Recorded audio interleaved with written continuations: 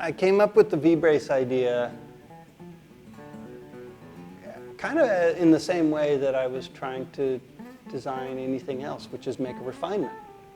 See if you can do a little better job at what you've already done. Because the best guitar that I ever want to make is the one I'll make tomorrow.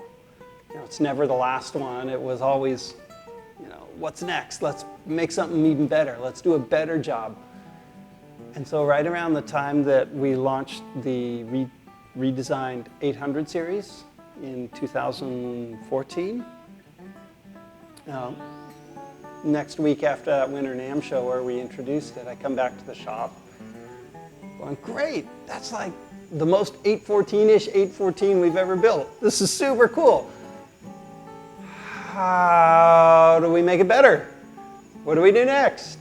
Which was a little, honestly, that was pretty hard because we had literally stretched our factory to the brink of what we were capable of doing.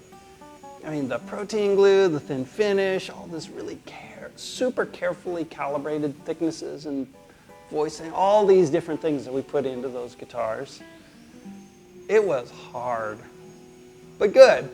It's hard, but good. And so I come back and I'm thinking, okay, so now what? We could double our efforts again and even make maybe a tiny, tiny, tiny fraction of a percent better, maybe. Well, that's not going to work. There's no real hope in that. So I was thinking about that quite a bit. And then I'm a kind of a big ocean enthusiast. So one morning I knew there was surf in the water. I'd seen the buoys come up, and so I go down to the surf spot that I like to go to. And I wasn't checking the weather close enough, and I get down there early in the morning. And this storm had blown through. It's just a complete mess. It's like white capping, just this whole turbulent, crazy seascape. So I'm standing on the bluff watching it. My coffee mug's empty by then. I'm going, I could still be asleep right now. You know, kind of bummed. And I can see that, well, there's swell in the water. I can see it moving, but it's just totally not okay for riding. So I'm kind of just standing there watching it for a while. I'm thinking, well, this is kind of what my guitars are still doing. There's better movement, the harmonic kind of musical sound that I wanted. We had a lot of that. There was more of that than there had ever been. But there was still what I would describe as inharmonic sound. Call it noise, call it distortion. I mean, kind of a quick definition. The difference between a musical sound and noise is one of order. That's how it's been defined from Helmholtz onward. He has a really great definition of it is musical sound has an orderly, predictable waveform. Inharmonic noise is this jumbled waveform of just random chaos. And one can be overlaid on the other so that you have musical sound that's also got some texture, we'll call it. And that texture oftentimes is interfering with what you're really after. So I was looking at it going, okay, well, there's a lesson in there for me. Okay, file that away. A couple days go by. I'm at a different surf spot. And by then, the weather had cleaned up. It's nice and sunny, pretty, a little bit of offshore wind. The ocean surface is beautifully smooth, and the same swell is still in the water. And I had gone to a different spot where there's this big jetty. I'm looking at it, and it's just perfect, just firing, super good.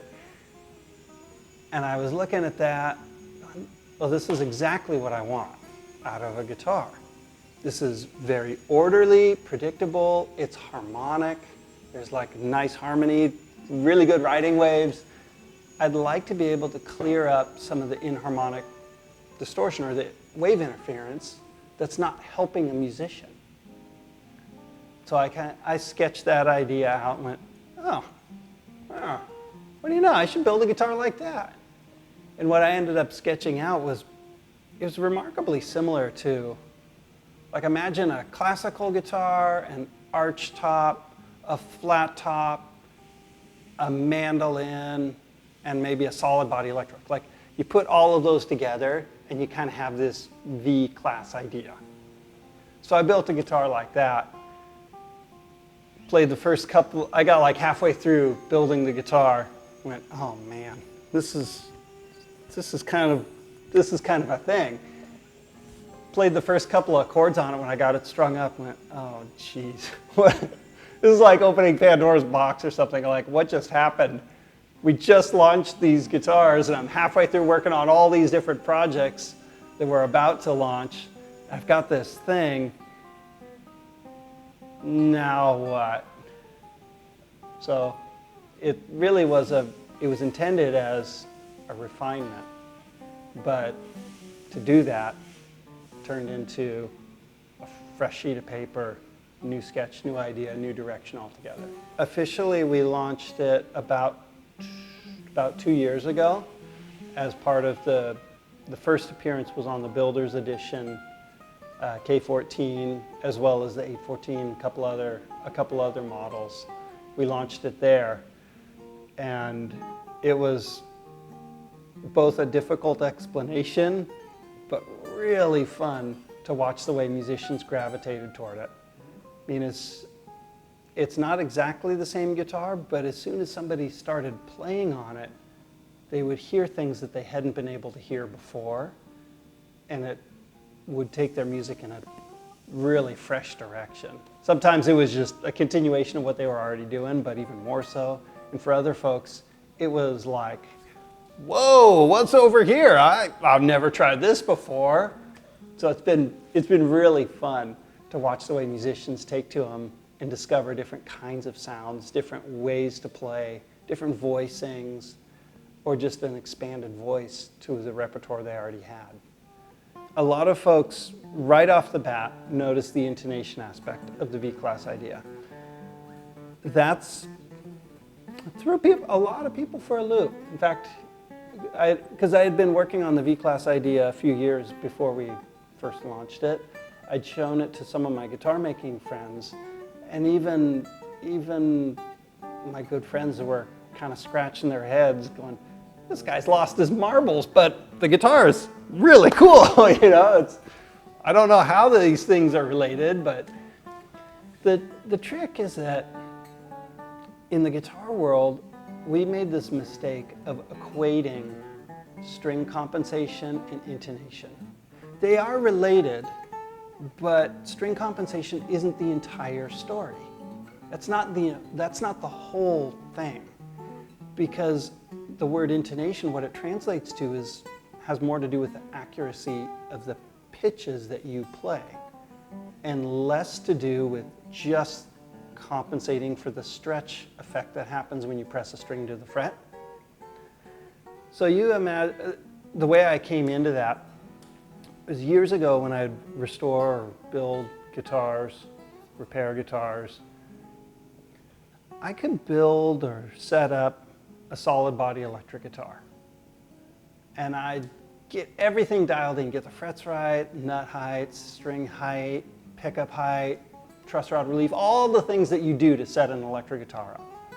And then I've got a big Peterson strobe tuner, you pull that out, and the very last thing you do is you adjust your string compensation, because every one of those other adjustments affects this, so you do that one last, right? So I'd set this thing up and I'd set the string compensation, and you know, it was so good. They'd play gloriously in tune. So you play all over the fingerboard, all the notes are really solid, the pitch is really accurate, play all kinds of interesting voicings, everything's good. When I'd build an acoustic archtop guitar, I'd go through pretty much the same process. I'd have this really carefully tuned body, the air chamber, the back and top, and all that. And I'd set the nut height, get the frets right, set my string height, get everything dialed exactly where I wanted it. I'd set the string compensation, and it would play gloriously in tune. It would be super good everywhere. Octaves, overwound and playing strings, every voicing all the way up to fingerboard. It'd be really good. When I would do a flat top guitar, whether I was setting it up, restoring it, building it, I'd work to the same degree of accuracy. I'd go through largely the same process. Get the frets right, nut, saddle height, relief, everything. And I would set the string compensation, and I'd work to the same degree of accuracy with the same tools, and it wouldn't be as good. I mean, I'd look at the tuner and go, well, it says that it's right, but it's not as good. So for years, I'd pull my hair out, just go, I don't get it. I just don't understand this. And then I started thinking about intonation as it relates to other instruments. So say non-fretted instruments, a vocalist, a saxophone player, a clarinet player, everybody's concerned with their intonation. Okay, well, here's something. Because none of these other instruments or none of these other musicians, none of them are thinking about string compensation, but they're all concerned with the accuracy of the note that they're playing.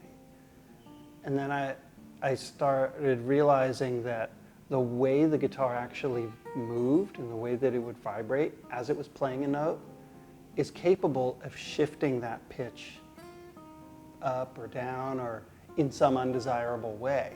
Sometimes it's as simple as having an overtone, like a harmonic piece of a note you played, and maybe a guitar exaggerates one versus another. That's enough to shift its pitch. I mean, the guitars, once you play that note, we play equal temperament tuned notes, but the guitar never understands that. This vibrating box, it's going to try and move according to like perfect temperament. So just intonation where it's like this mathematically perfect version. So there's always a discrepancy there between the notes we play and the way the guitar wants to move, and the whole thing becomes fairly complex. And so I realized, oh, that's why this isn't as good, is this guitar is acting like a bad translator. It's like a translator that only has a limited vocabulary. So I try to play this note, and it wants to spit out the closest thing that it can. Where these other designs, they have a much better vocabulary. They're a more fluent translator. So I play this note, and it gives me that note.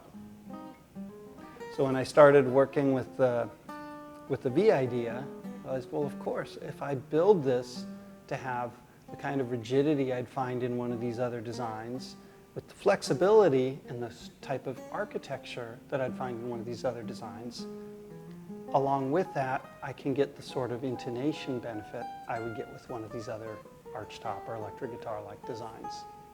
The intonation benefit with the V-class idea is largely coming from the stability of its architecture.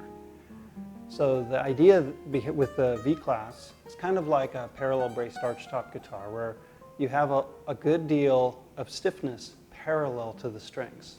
That part is pretty strong, especially from the bridge toward the neck, that part, okay?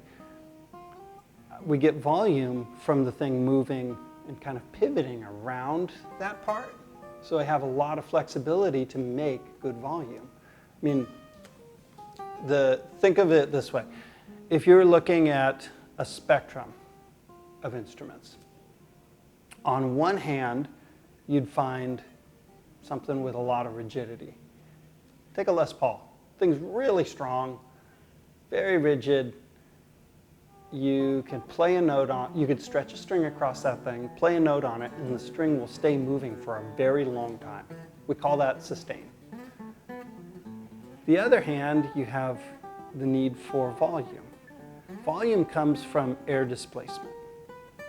To displace air, you need something that can move, and therefore you need something that's flexible. So you imagine a banjo head or a drum head or something. You put a moving string on that thing, you'll make a huge amount of volume, but the note is over like that because all of its inertia got absorbed and used. So imagining this spectrum, most of the time guitars, you live somewhere in the middle. It just goes where it goes. Sometimes you lean a little closer this way, sometimes you lean a little closer that way. Depends on what you're making. Maybe you build a flamenco guitar, you lean a little closer to the banjo side. You make a classical guitar and you lean a little closer to the electric guitar end of that spectrum. But usually it's a choice. What the V-class idea does is it separates those two components so they're not so tied to each other. So you have a little more independent control of both of those elements. So the intonation benefit is coming from the architecture and the way that the thing moves in the first place.